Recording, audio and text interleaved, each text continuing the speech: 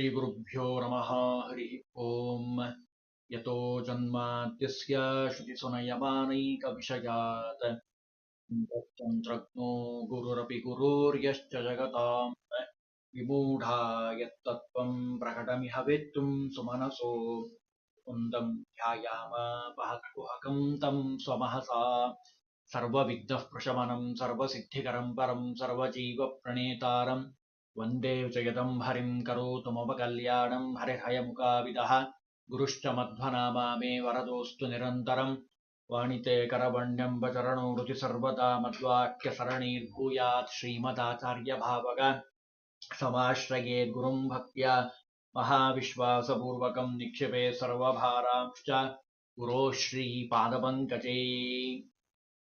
ಕೃಷ್ಣಾವಧೂತರು ಅತ್ಯಂತ ಸುಂದರವಾಗಿ ರಾಯರ ಮಹಾಮಹಿಮೆಯನ್ನು ತಿಳಿಸ್ತಾ ಇದ್ದಾರೆ. ಮುಂದಿನ ಶ್ಲೋಕದಲ್ಲಿ ವರ್ಣನೆ ಮಾಡುತ್ತಾರೆ. ಮಾನ್ಯೇಷು ಮಾನ್ಯೋಸಿ ಮತ್ಯಾಚ ಧೃತ್ಯಾಚ ಮಾಮದ್ಯ ಮಾನ್ಯಂ ಕುರುದ್ರಾಗ್ವಿಭೋ ಶ್ರೀರಾಘವೇಂದ್ರಾರ್ಯ ಶ್ರೀರಾಘವೇಂದ್ರಾರ್ಯ ಶ್ರೀರಾಘವೇಂದ್ರಾರ್ಯ ಪಾಹಿ ಪ್ರಭೋ. ಸಮೀಚೀನವಾಗಿರುವಂತಹ ಜ್ಞಾನವುಳ್ಳಂಥವರು ಅಂತ ಯಾರಿದ್ದಾರೋ, ಎಲ್ಲ ಇಂದ್ರಿಯಗಳನ್ನ ಹಿಡಿತದಲ್ಲಿ ಯಾರು ಇಟ್ಕೊಂಡಿದ್ದಾರೋ, ಬಹಳ ಕಷ್ಟಕರವಾಗಿರುವಂಥದ್ದು ಇಂದ್ರಿಯಗಳನ್ನ ಹಿಡಿತದಲ್ಲಿ ಇಟ್ಕೊಂಡಿರುವಂಥದ್ದು, ಅಂತಹ ಮಹಾಜ್ಞಾನಿಗಳು ನೀವು. ಅದರಲ್ಲೂ ಮಾನ್ಯೋಸಿ, ಎಲ್ಲರಿಂದ ಮಾನ್ಯರಾಗಿರುವಂತಹ ಮಹಾಜ್ಞಾನಿಗಳು, ನಿಮ್ಮನ್ನ ನಾವು ಸ್ತೋತ್ರ ಮಾಡ್ತಾ ಇದ್ದೀವಿ, ನೀವು ನಮ್ಮನ್ನ ರಕ್ಷಣೆ ಮಾಡಿ ಅಂತ ಪ್ರಾರ್ಥನೆ ಮಾಡ್ತಾರೆ. ಯಾರು ಅಪೇಕ್ಷೆಯನ್ನ ಪಡ್ತಾರೋ, ಯಾವ ಅಪೇಕ್ಷೆಯನ್ನ ಪಡ್ತಾರೋ ಆ ಕಾಮನೆಯನ್ನ ಪೂರ್ಣ ಮಾಡುವಂಥವ್ರು ನೀವು. ಮುಂದಿನ ಶ್ಲೋಕದಲ್ಲಿ ಹೇಳ್ತಾರೆ, ಯಂಕಾಮಮ ಕಾಮಯೇ ತನ್ನ ಚಾಪಂ ತತಸ್ತ್ವಂ ಶರಣ್ಯೋ ಭವೇತ್ತೇಮಿ ಭೋ ಶ್ರೀರಾಘವೇಂದ್ರಾರ್ಯ ಶ್ರೀರಾಘವೇಂದ್ರಾರ್ಯ ಶ್ರೀರಾಘವೇಂದ್ರಾರ್ಯ ಪಾಹಿ ಪ್ರಭೋ. ಯಂಕಾಮಂ, ಯಾವ ಕಾಮನೆಯನ್ನ ಅಕಾಮಯೇ ಇಚ್ಛೆ ಪಡ್ತಾನೋ, ನಾನಾ ವಿಧವಾದ ಅಪೇಕ್ಷೆಗಳನ್ನ ರಾಯರ ಮುಂದೆ ಇಟ್ಟಂತಹ ಸಂದರ್ಭದಲ್ಲಿ ಅವರು ಭಕ್ತಿಯಿಂದ ಪ್ರಾರ್ಥನೆ ಮಾಡಿದಾಗ ಶರಣಾಗತ ವತ್ಸಲ ಅಂತ ಭಗವಂತನಿಗೆ ಹೆಸರು. ಹಾಗೆ ಗುರುಗಳಾಗಿರುವಂತಹ ನಿಮ್ಮಲ್ಲಿ ನಾವು ಶರಣಾಗತರಾಗಿದ್ದೀವಿ, ನಮ್ಮನ್ನ ರಕ್ಷಿಸಿ ಅಂತ ಪ್ರಾರ್ಥನೆ ಮಾಡ್ತಾರೆ. ಇನ್ನು ಮುಂದೆ ಹೇಳ್ತಾರೆ, ರಾಜಾದಿ ವಶ್ಯಾದಿ ಕುಂಶುಂಭರಾನೇಕ ಚಾತುರ್ಯ ವಿದ್ಯಾಸು ಮೂಢೋಸ್ಮಿ ಭೋ ಶ್ರೀರಾಘವೇಂದ್ರಾರ್ಯ ಶ್ರೀರಾಘವೇಂದ್ರಾರ್ಯ ಶ್ರೀರಾಘವೇಂದ್ರಾರ್ಯ ಪಾಹಿ ಪ್ರಭೋ. ಗುರುಗಳಲ್ಲಿ ಪ್ರಾರ್ಥನೆ ಮಾಡ್ತಾರೆ ಕೃಷ್ಣಾವಧೂತ ಪಂಡಿತರು ಮಹಾ ಸುಂದರವಾಗಿ. ಮಹಾರಾಜರು ಅಂತ ಏನಿದ್ದಾರಲ್ಲ, ಅವರೆಲ್ಲ ನಾನಾ ವಿಧವಾದ ರೀತಿಯಿಂದ ತಮ್ಮ ಉದರ ಭರಣೆಗೋಸ್ಕರವಾಗಿ ಅನೇಕ ಚಾತುರ್ಯತೆಯನ್ನು ತೋರಿಸ್ತಾರೆ, ನಿಮ್ಮುಂದು ಬಂದು ಪ್ರಾರ್ಥನೆ ಮಾಡ್ತಾರೆ. ಆದರೆ ನನ್ನಲ್ಲಿ ಅಂತಹ ಶಕ್ತಿ ಇಲ್ಲ. ಕಾರಣ ಮೂಢೋಸ್ಮಿ, ಮೂರ್ಖನಾಗಿರುವಂಥವ್ನು ನಾನು, ಢಡ್ಡನಾಗಿರುವಂಥವ್ನು ನಾನು. ಅವ್ಯಾವ ಚಾತುರ್ಯ ನನಗೆ ಗೊತ್ತಿಲ್ಲ.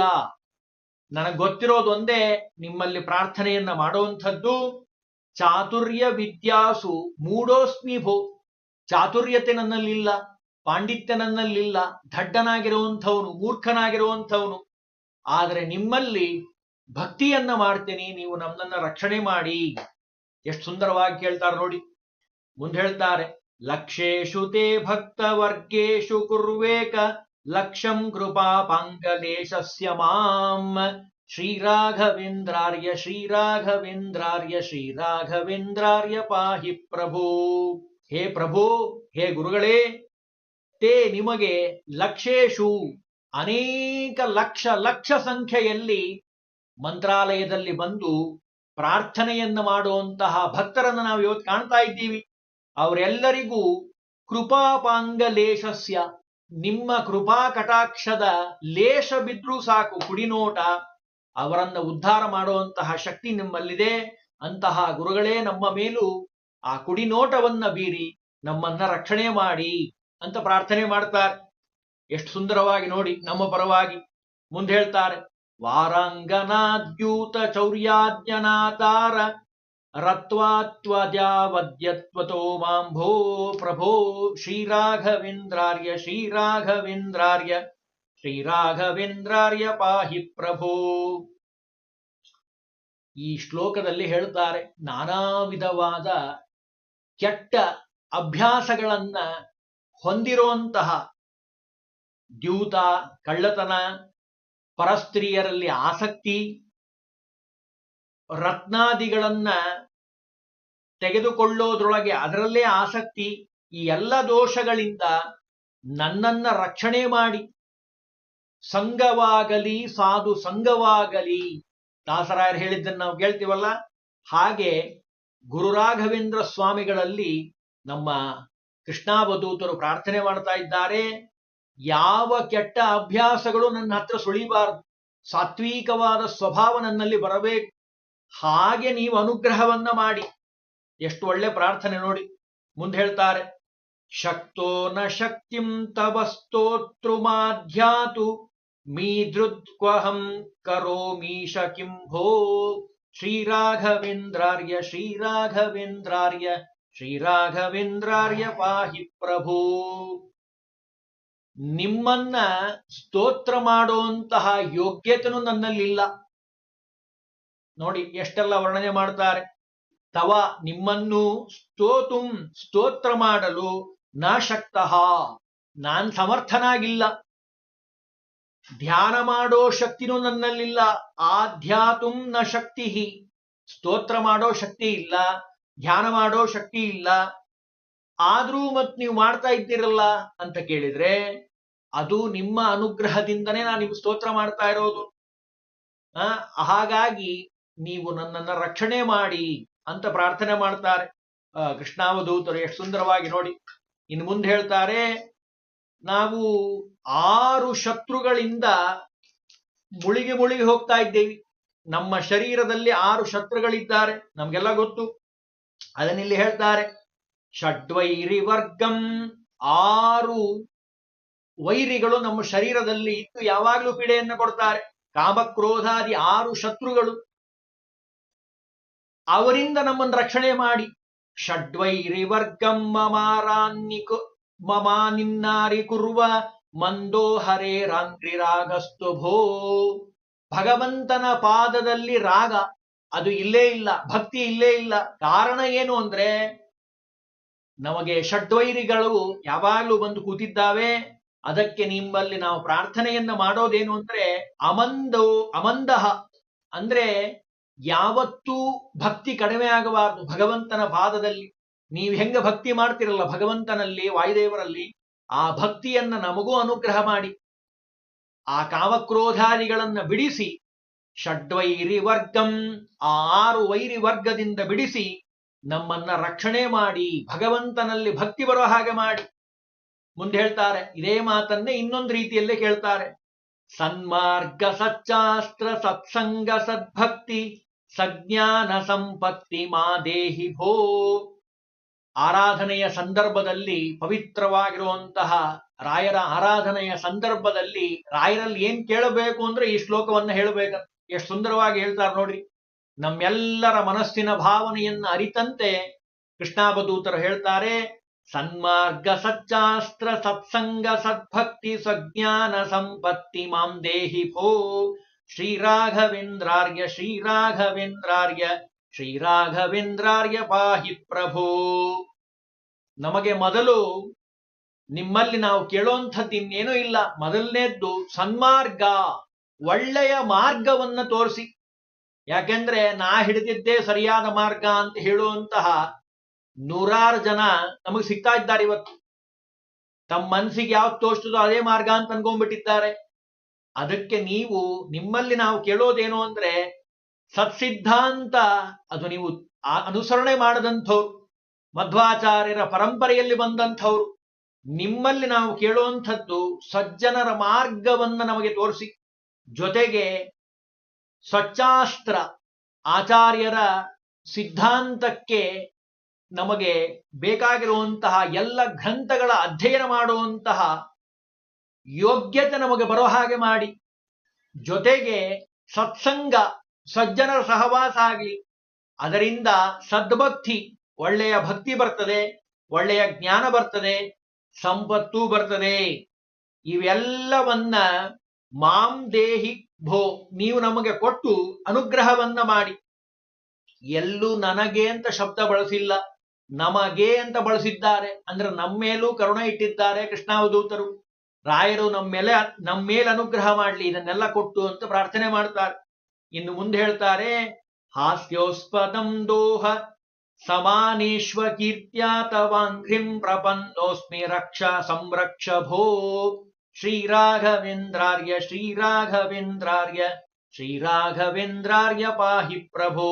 ಅಹಂ ನಾನು ಅಕೀರ್ತ್ಯ ಅಪಕೀರ್ತಿಯಿಂದ ಸಮಾನೇಶು ನನಗೆ ಯಾರು ಸಮಾನವರಾಗಿದ್ದಾರೆ ಅಂತ ಅಂದ್ರೆ ಅದು ಹಾಸ್ಯಾಸ್ಪದ, ಅಪಹಾಸ್ಯಕ್ಕೆ ಹಾಸ್ಯಾಸ್ಪದ, ಅಪಹಾಸ್ಯಕ್ಕೆ ಗುರಿಯಾಗುವಂಥದ್ದು ನಿಮ್ಮ ಪಾದ ಕಮಲಗಳನ್ನ, ತವ ಅಂಘ್ರಿ ಪಾದ ಕಮಲಗಳನ್ನ ನಾನು ನಂಬಿದ್ದೀನಿ, ಶರಣಾಗತನಾಗಿದ್ದೀನಿ, ನೀವು ನನ್ನನ್ನ ರಕ್ಷಣೆ ಮಾಡಬೇಕು ಅಂತ ಸ್ತೋತ್ರ ಮಾಡ್ತಾರೆ.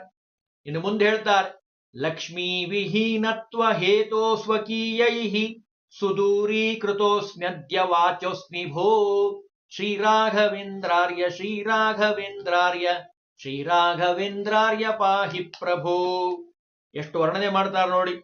ಅಹಂ ನಾನು ಲಕ್ಷ್ಮೀ ವಿಹೀನತ್ವಂ ಹೇತೋ, ಅಂದ್ರೆ ಧನರಹಿತನಾಗಿರುವಂಥವನು. ನನ್ನ ಬಂಧುಗಳು ಬಾಂಧವರು ಎಲ್ಲರೂ ನನ್ನನ್ನ ದೂರ ಇಟ್ಟಿದ್ದಾರೆ, ಯಾರು ನನ್ನ ಹತ್ರ ಬರೋದಿಲ್ಲ. ಯಾಕೆ? ಹಣ ಇಲ್ಲ ಅಂದ್ರೆ ಯಾರು ಬರೋದಿಲ್ರಿ. ಹಣ ಇತ್ತು ಅಂದ್ರೆ ಸರ್ವೇ ಗುಣ ಕಾಂಚನಮಾಶ್ರಯಂತಿ ಅಂತ ಹೇಳಿದ ಹಾಗೆ, ಇವತ್ತಿನ ಕಲಿಯುಗದಲ್ಲಿ ಹಣ ಇದ್ರೆ ಅವನೇ ಗುಣವಂತ, ಅವನೇ ವಿದ್ಯಾವಂತ, ಅವನೇ ಆಚಾರವಂತ, ಅವನೇ ಪಂಡಿತ, ಅವನೇ ವಿದ್ವಾಂಸ. ಹಣ ಅವನಲ್ಲಿ ಇಲ್ಲ ಅಂದ್ರೆ ಅವನನ್ನು ಯಾರು ಮಾತಾಡಿಸೋದಿಲ್ಲ, ಬಂಧು ಬಾಂಧವರು ಕೈ ಬಿಡ್ತಾರೆ. ಅದನ್ನ ಇಲ್ಲಿ ತೋರಿಸ್ತಾರೆ ನೋಡಿ, ಎಷ್ಟು ಸುಂದರವಾಗಿ ವರ್ಣನೆ ಮಾಡ್ತಾರೆ. ಲಕ್ಷ್ಮೀ ವಿಹೀನತ್ವ ಹೇತೋ ಸ್ವಕೀಯೈಹಿ, ನನ್ನ ಹತ್ರ ಹಣ ಇಲ್ಲ, ಧನ ಇಲ್ಲದೆ ಇರೋಂಥವನು, ನನ್ನ ಎಲ್ಲ ಬಂಧು ಬಾಂಧವರು ಸ್ವಕೀಯೈಹಿ ಸುದೂರೀಕೃತೋಸ್ಮ್ಯದ್ಯ ವಾಚೋಸ್ಮಿ ಭೋ, ಎಲ್ಲರೂ ನನ್ನನ್ನು ಬಿಟ್ಟಿದ್ದಾರೆ.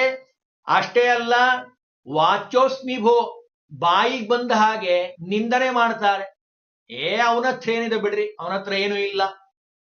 ಅಂತಹ ಒಂದು ನಿಂದನೆಗೆ ಗುರಿಯಾದಂಥವನು ಸ್ವಾಮಿ ನಾನು. ನಿಮ್ಮ ಪಾದವನ್ನು ಹಿಡಿದಿದ್ದೀನಿ ನಾನು, ನೀವು ನನ್ನನ್ನು ರಕ್ಷಣೆ ಮಾಡಬೇಕು ಅಂತಾರೆ ಕೃಷ್ಣಾವಧೂತ ಪಂಡಿತರು.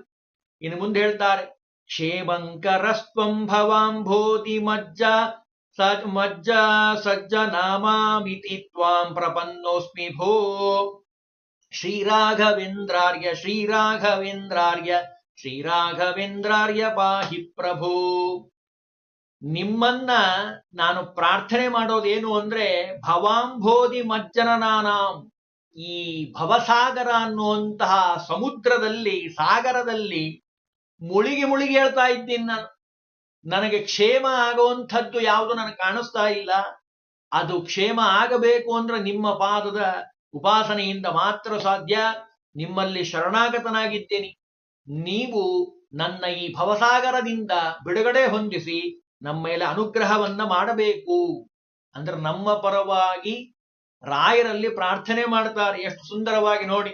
ಅಂದ್ರೆ ಈ ಸಂಸಾರ ಸಾಗರದಲ್ಲಿ ಮುಳುಗಿ ಮುಳುಗಿ ಹೇಳ್ತಾ ಇದ್ದೀವಿ, ನಾನಾ ವಿಧವಾದ ಕಷ್ಟಗಳಲ್ಲಿ ನಾವು ಮುಳುಗಿ ಮುಳುಗಿ ಹೇಳ್ತಾ ಇದ್ದೀವಿ, ನಮ್ಮನ್ನ ರಕ್ಷಣೆ ಮಾಡಿ ಅಂತ ಸ್ತೋತ್ರ ಮಾಡ್ತಾರೆ ಕೃಷ್ಣಾವಧೂತರು.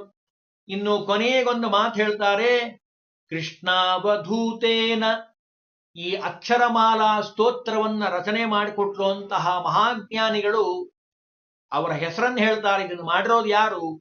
ಕೃಷ್ಣಾವಧೂತೇನ ಗೀತೇನ ಮಾತ್ರಕ್ಷ ರಾಧ್ಯೇನ ಗಾತಾಸ್ತವೇನೇಡ್ಯ ಭೋ ಶ್ರೀರಾಘವೇಂದ್ರಾರ್ಯ ಶ್ರೀರಾಘವೇಂದ್ರಾರ್ಯ ಶ್ರೀರಾಘವೇಂದ್ರಾರ್ಯ ಪಾಹಿ ಪ್ರಭೋ.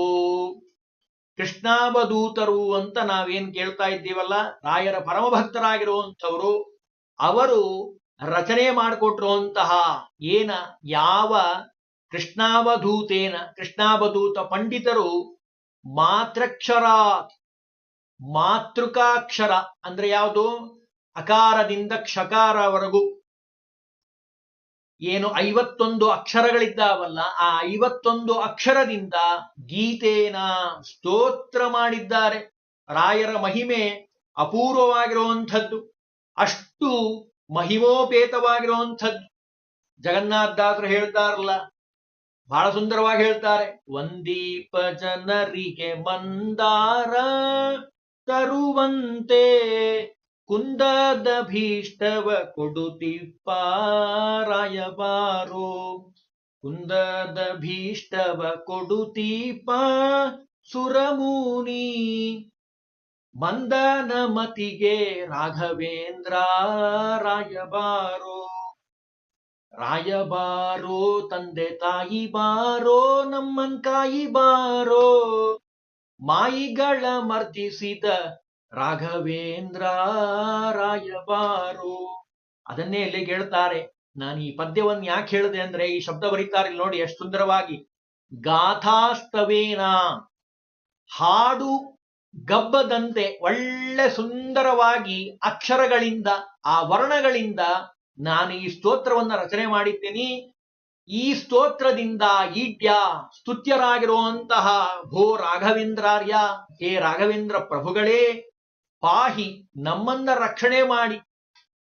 ನಾನೇನು ಸ್ತೋತ್ರ ಮಾಡಿದ್ದೇನಲ್ಲ, ಈ 51 ಅಕ್ಷರಗಳಿಂದ, ಅದರಿಂದ ಪ್ರೀತರಾಗಿರುವಂತಹ ಹೇ ಮಂತ್ರಾಲಯ ಪ್ರಭುಗಳೇ, ನಮ್ಮನ್ನ ರಕ್ಷಣೆ ಮಾಡಿ ಅಂತ ಹೇಳಿ ಕೃಷ್ಣಾವಧೂತರು ಪ್ರಾರ್ಥನೆಯನ್ನ ಮಾಡಿದ್ದಾರೆ. ಹೀಗೆ ಕೃಷ್ಣಾವಧೂತರು ರಚನೆ ಮಾಡಿಕೊಟ್ಟಿರುವಂತಹ ಅತ್ಯಪೂರ್ವವಾಗಿರುವಂತಹ ಈ ಸ್ತೋತ್ರ ನಿತ್ಯದಲ್ಲಿ ಯಾರು ಪಠನ ಪಾರಾಯಣವನ್ನ ಮಾಡ್ತಾರೋ ಅವರಿಗೆ ಭಗವಂತನ ಅನುಗ್ರಹ, ವಾಯುದೇವರ ಅನುಗ್ರಹ, ರಾಯರಲ್ಲಿ ಕೂತು ಭಗವಂತ ವಿಶೇಷವಾಗಿ ಅನುಗ್ರಹವನ್ನು ಮಾಡ್ತಾ ಇದ್ದಾನೆ. ರಾಯರ ಆರಾಧನೆಯ ಪರ್ವಕಾಲದಲ್ಲಿ ನಾವೆಲ್ಲ ಇದ್ದೀವಿ. ಅಂತಹ ಗುರುಗಳು ಬಹಿರ್ಮುಖರಾಗಿ, ಗುರುಗಳ ಒಂದು ವೈಶಿಷ್ಟ್ಯತೆ ಏನು ಅಂದ್ರೆ, ಆರಾಧನೆಯ ಪರ್ವಕಾಲದಲ್ಲಿ ಬಹಿರ್ಮುಖರಾಗಿ ಕೂತಿರ್ತಾರಂತೆ. ಭಕ್ತರು ಯಾರು ಬರ್ತಾರೋ ಅವರಿಗೆ ಅನುಗ್ರಹವನ್ನ ಮಾಡ್ಲಿಕ್ಕೆ. ದುರ್ವಾದಿದ್ವಾಂತರವಯೇ ವೈಷ್ಣವಿಂದಿ ವರಂದವೇ ಶ್ರೀರಾಘವೇಂದ್ರ ಗುರುವೇ ನಮೋ ಅತ್ಯಂತ ದಯಾಲವೇ. ಅತ್ಯಂತ ದಯಾಳುವಾಗಿರುವಂತಹ ಆ ರಾಯರು ಎಲ್ಲರ ಮೇಲೆ ಅನುಗ್ರಹವನ್ನ ಮಾಡಲಿ.